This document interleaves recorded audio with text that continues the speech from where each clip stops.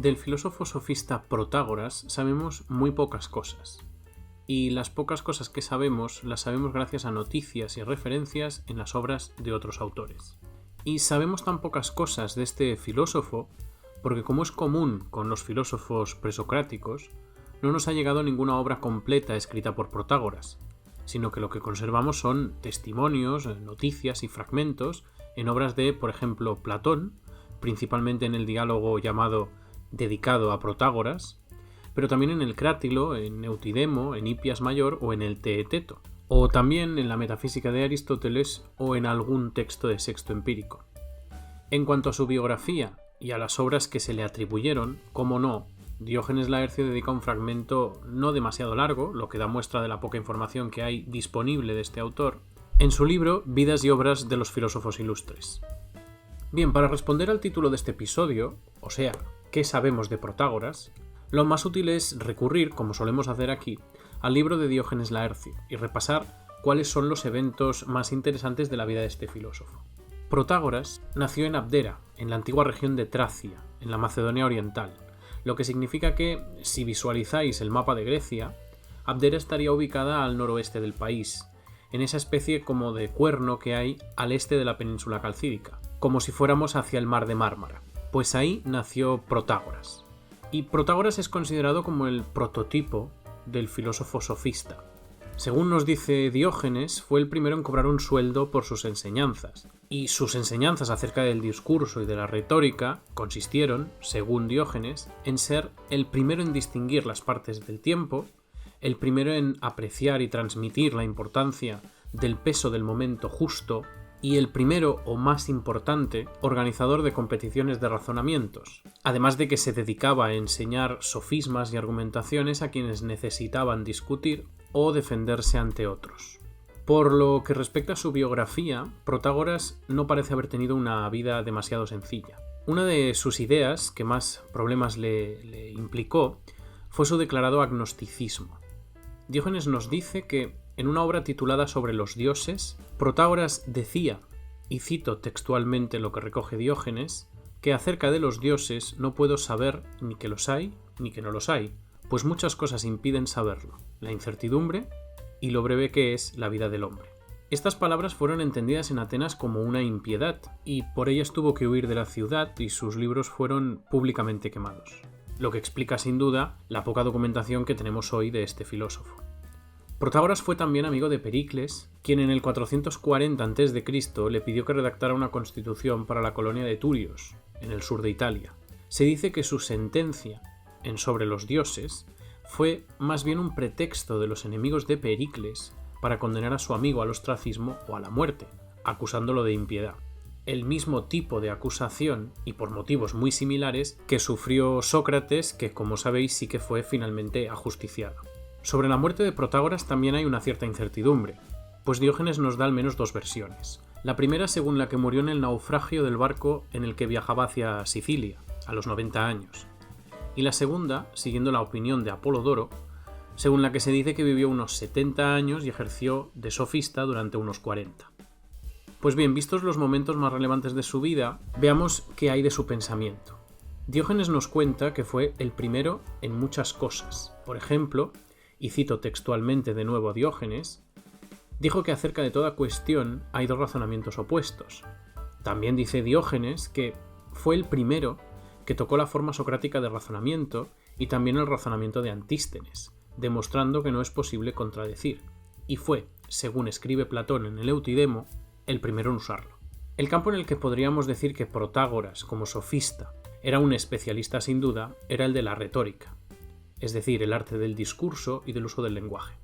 Y en este campo, Protágoras fue el primero en dividir la oración en 4 partes: el voto, la pregunta, la respuesta y el orden. Pero más allá de estas pequeñas píldoras del pensamiento de Protágoras que hemos podido recopilar en distintos lugares, los gatos de la Acrópolis están concienzudamente interesados hoy en encontrar una sentencia, una afirmación, una idea, que pueda unificar y representar todo el pensamiento de Protágoras, o al menos el núcleo más importante de este. La frase que podía servir a este respecto, la frase más célebre del pensador, es reproducida por ejemplo por Aristóteles en el libro sexto de la Metafísica, Y es una frase que procede, según dicen algunas noticias y testimonios, de la obra La verdad o Discursos subversivos de Protágoras. Bien, pues la frase en cuestión es: el hombre es la medida de todas las cosas, de las que son en cuanto que son, y de las que no son en cuanto que no son.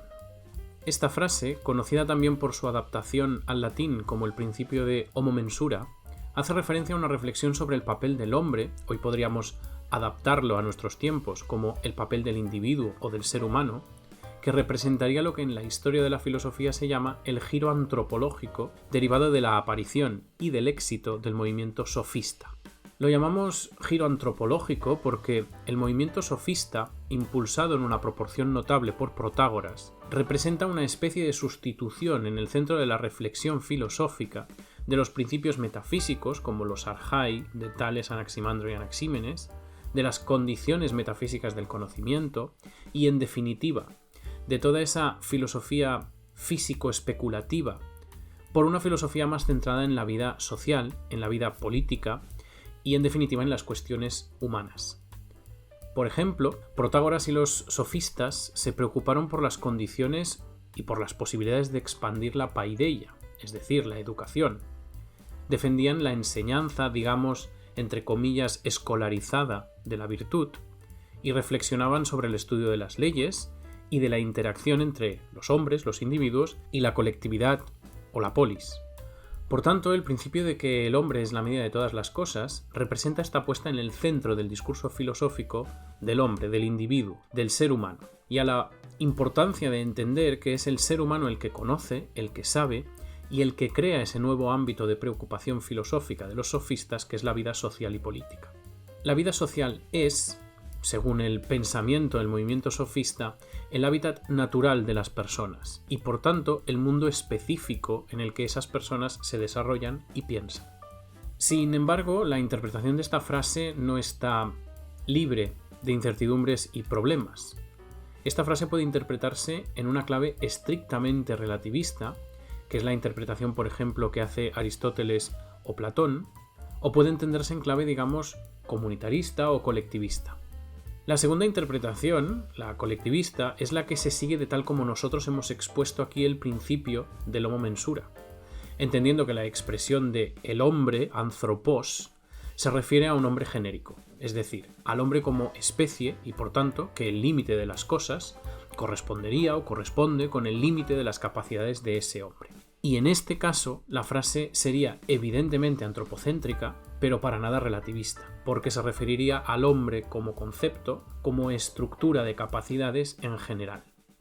Pero también podríamos entender esto como una manifestación del relativismo cultural o del relativismo sociológico por parte de Protágoras. O sea, podríamos entender que Protágoras se refiere a que cada comunidad humana delimita las cosas de acuerdo con lo que cada comunidad humana cree, sabe o comparte. En relación con la visión más, podríamos decir, radicalmente relativista, la interpretación que hacen, por ejemplo, Aristóteles en la metafísica o Platón en el Teeteto, la frase de Protágoras se entendería en un sentido estrictamente individual. Es decir, cada individuo tendría una forma distinta para delimitar y entender todas las cosas. Aristóteles recupera la opinión de Protágoras en el libro sexto de la Metafísica, escribiendo lo siguiente. En efecto, Protágoras pretendía que el hombre es la medida de todas las cosas, lo cual quiere decir simplemente que todas las cosas son en realidad tales como a cada uno le parecen. Si así fuera, resultaría que la misma cosa es y no es a la vez buena y mala, y que todas las demás afirmaciones opuestas son igualmente verdaderas, puesto que muchas veces la misma cosa parece buena a estos, mala a aquellos, y que lo que a cada uno parece es la medida de las cosas. Esta misma opinión manifiesta Platón en el Teeteto, en donde podemos leer lo siguiente. ¿No es verdad que Protágoras dice algo así? Tal como me parecen las cosas, tales son para mí, tal como te parecen, tales son para ti, pues tú eres hombre y yo también. Las interpretaciones de Platón y de Aristóteles de la sentencia de Protágoras no tienen por qué ser, ni muchísimo menos, las buenas interpretaciones ni las más correctas. Debemos tener en cuenta que tanto Aristóteles como Platón se oponían al movimiento sofista por entender que sustituían los sofistas la búsqueda de la verdad por la búsqueda de la verosimilitud. Y eso era para estos dos filósofos traicionar el espíritu, el sentido mismo de la filosofía, y ser en consecuencia humanamente deshonestos. En este sentido es pensable que Protágoras, como sofista, y además como sofista profesionalizado, digamos, es decir, un sofista que cobraba por su trabajo, entendiera que era posible justificar una verdad para cada individuo en particular.